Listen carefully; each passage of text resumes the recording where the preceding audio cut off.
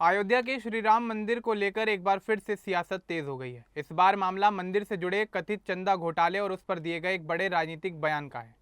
हाल ही में कैसरगंज के पूर्व सांसद ब्रजभूषण शरण सिंह द्वारा दिए गए एक बयान के बाद राजनीतिक गलियारों में एक नई बहस शुरू हो गई है, जिसे लेकर ये सवाल उठ रहे हैं कि आखिर यह विवाद दोबारा चर्चा में क्यों आया और इसके पीछे की वजह क्या है। वहीं इस पूरे मामले पर अलग अलग प्रतिक्रियाएं भी सामने आ रही हैं। तो चलिए आगे बढ़ते हैं और आपको विस्तार से बताते हैं कि आखिर क्या है ये पूरा मामला। दरअसल ब्रजभूषण शरण सिंह उत्तर प्रदेश के गोंडा जिले से आते हैं। वे कैसरगंज लोकसभा क्षेत्र से कई बार सांसद भी रह चुके हैं। राम मंदिर आंदोलन से उनका लंबे समय से जुड़ाव रहा है, लेकिन हाल के सालों में वे मंदिर ट्रस्ट और आयोजन से दूरी बनाए हुए हैं। 4 जुलाई 2026 को दोपहर के करीब 12 बजे उन्होंने श्री राम मंदिर चंदा घोटाले पर फिर से बात की। उनका कहना था कि मंदिर में शुरू से ही कुछ गड़बड़ियां चल रही थी। यही वजह है कि वे अब तक दर्शन करने के लिए मंदिर नहीं गए हैं। उन्होंने दोहराया कि 4 साल पहले उन्होंने यह मुद्दा उठाया था, जब कोई और इस पर बोलने को तैयार भी नहीं था। ब्रजभूषण ने कहा कि अयोध्या में पुराने राम मंदिर आंदोलन से जुड़े कई लोगों को अब दरकिनार किया जा रहा है। जगह जगह बैरिकेडिंग लगाई जा रही है। गोंडा और आसपास के इलाकों की जनता को भी अयोध्या से दूर रखा जा रहा है। वे पहले भी इस बात पर सवाल उठा चुके हैं। जब समाजवादी पार्टी के अखिलेश यादव ने चंदा घोटाले का मुद्दा उठाया तो ब्रजभूषण बीजेपी के पहले नेता बने जिन्होंने इस पर खुलकर प्रतिक्रिया दी। उन्होंने तब कहा कि अगर वे पूरी बात बताएंगे तो उनका नुकसान हो सकता है, क्योंकि इसमें बड़े बड़े लोगों के नाम शामिल हैं। इसलिए इस मामले की निष्पक्ष जांच होनी चाहिए। 17 जुलाई को भी उन्होंने बयान दिया कि कोई मुद्दा बिना वजह नहीं उठता, बिना आग के धुआं नहीं होता। उन्होंने कहा कि इस मामले को हल्के में नहीं लेना चाहिए। इसकी जांच अब सिर्फ ट्रस्ट तक नहीं बल्कि केंद्र और प्रदेश सरकार तक पहुंच गई है। ट्रस्ट के लोगों को इस स्थिति के लिए जिम्मेदार ठहराया गया है। ब्रजभूषण को राम मंदिर के भूमि पूजन और उद्घाटन समारोह में भी नहीं बुलाया गया था। इससे पहले वे आरोप लगा चुके हैं कि अयोध्या से गोंडा के देवीपाटन मंडल को जानबूझकर दूर किया जा रहा है। यह पूरा विवाद चंदा और चढ़ावे की रकम से जुड़ा हुआ है।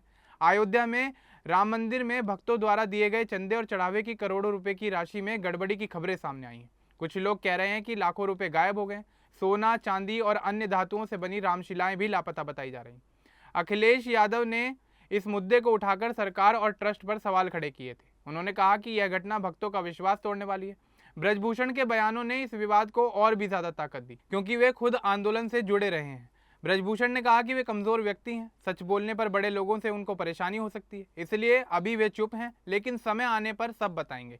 उन्होंने साफ किया कि मुद्दा हल्का नहीं है। यह बयान गोंडा में उनके घर पर दिया गया। वे हाल ही में दिल्ली से वापस लौटे थे। ब्रजभूषण पहलवानों के मामले में भी चर्चा में रहे, लेकिन राम मंदिर चंदा विवाद पर उनका यह रुख एक नया राजनीतिक संदेश दे रहा है। राम मंदिर ट्रस्ट पर पारदर्शिता की मांग बढ़ रही है। भक्तों का चंदा पवित्र माना जाता है। अगर इसमें कोई गड़बड़ी हुई तो विश्वास टूट सकता है। कई धर्मगुरु और राजनेता अब मामले की जांच की मांग कर रहे हैं। ब्रजभूषण का कहना है कि पुराने आंदोलनकारियों को अब सम्मान नहीं मिल रहा है। बैरिकेडिंग लगाकर उन्हें रोका जा रहा है। गोंडा जैसे इलाकों को अयोध्या से जोड़ने की बजाय दूर किया जा रहा है। उन्होंने 4 साल पहले भी सवाल उठाए थे, तब शायद कम लोग समझ पाए, लेकिन अब जब अखिलेश यादव ने मुद्दा उठाया तो ब्रजभूषण ने साथ दिया। 17 जुलाई का यह बयान यूपी की राजनीति में काफी महत्वपूर्ण माना जा रहा था। उन्होंने कहा कि धुआं दिख रहा है तो आग भी जरूर है। केंद्र और राज्य सरकार को इस पर गंभीरता से काम करना चाहिए और इस मामले में मंदिर का ट्रस्ट जिम्मेदार है। यह विवाद सिर्फ राजनीतिक नहीं बल्कि लोगों की आस्था से जुड़ा हुआ है। करोड़ों भक्तों ने राम मंदिर के लिए चंदा दिया। किसी भी प्रकार की गड़बड़ी उन भक्तों की भावनाओं के साथ खिलवाड़ के बराबर मानी जाएगी। ब्रजभूषण शरण सिंह राम जन्मभूमि आंदोलन के सक्रिय कार्यकर्ता रहे। वे कई बार कार सेवा में भी शामिल हुए थे, लेकिन अब वे राम मंदिर ट्रस्ट के फैसलों से नाराज दिखाई दे रहे हैं। उनके बयान से बीजेपी के अंदर भी चर्चा शुरू हो गई है। कुछ नेता चुप हैं तो कुछ सफाई दे रहे हैं। विपक्ष इसे मुद्दा बनाने की कोशिश कर रहा है। अयोध्या में राम मंदिर का उद्घाटन प्रधानमंत्री नरेंद्र मोदी द्वारा 22 जनवरी 2024 को किया गया था। उसके बाद चंदा और चढ़ावा बढ़ा, लेकिन कुछ महीनों बाद गड़बड़ी की खबरें भी सामने आने लगी। कुछ रिपोर्ट्स में कहा गया कि 7 करोड़ रुपए के चढ़ावे में अनियमितता पाई गई है। एक व्यक्ति पर चोरी का आरोप लगा, लेकिन ब्रजभूषण बड़े लोगों का जिक्र कर रहे हैं। वे कहते हैं कि समय आने पर सब खुलासा करेंगे। अभी वे चुप हैं क्योंकि परेशानी हो सकती है। यह बयान गोंडा की कैसरगंज से आया है। ब्रजभूषण स्थानीय स्तर पर काफी ज्यादा सक्रिय हैं। उनके बेटे करण भूषण शरण सिंह मौजूदा समय में कैसरगंज से सांसद हैं। राम मंदिर विवाद अब यूपी की राजनीति का बड़ा मुद्दा बन गया है। 2027 के विधानसभा चुनाव से पहले यह विवाद यूपी की राजनीति पर काफी गहरा असर डाल सकता है। ब्रजभूषण ने पहले भी देवीपाटन मंडल को अयोध्या से दूर किए जाने की शिकायत की थी। गोंडा उनका गढ़ माना जाता है। उनका ताज़ा बयान दिखाता है कि वे चुप नहीं रहना चाहते, लेकिन सावधानी बरत रहे हैं। समाजवादी पार्टी इस मुद्दे पर हमलावर है। अखिलेश यादव ने कई बार प्रेस कॉन्फ्रेंस की। कांग्रेस और अन्य दल भी सवाल पूछ रहे हैं। बीजेपी की ओर से कुछ नेताओं ने कहा कि मामले की जांच हो रही है और दोषियों पर कार्रवाई होगी, लेकिन ब्रजभूषण शरण सिंह ने विवाद को एक नया रूप दे दिया है। राम मंदिर पूरे देश की आस्था का केंद्र है। चंदा घोटाले की खबर से भक्तों में निराशा फैली हुई है। बूढ़े बुजुर्ग जो ईंट दान करते थे वे अब रो रहे हैं।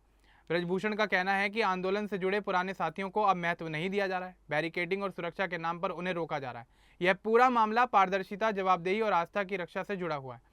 इस मामले में जांच एजेंसियां सक्रिय हैं। एसआईटी भी मामले की जांच कर रही है। ब्रजभूषण ने कहा कि मुद्दा अब ट्रस्ट से आगे बढ़ गया है, केंद्र और प्रदेश तक पहुंच गया है। सरकारों को गंभीर होना चाहिए। उनके बयानों से राजनीतिक हलचल काफ़ी ज़्यादा बढ़ गई है। लोग इंतजार कर रहे हैं कि आगे इस मामले में आखिर क्या कुछ खुलासा होता नजर आता है। अब इस पूरे मामले को लेकर आपका क्या कुछ कहना है हमें कमेंट बॉक्स में जरूर बताएं। बाकी इस तरह की और अपडेट्स के लिए हमारे चैनल को सब्सक्राइब करना ना भूलें। धन्यवाद।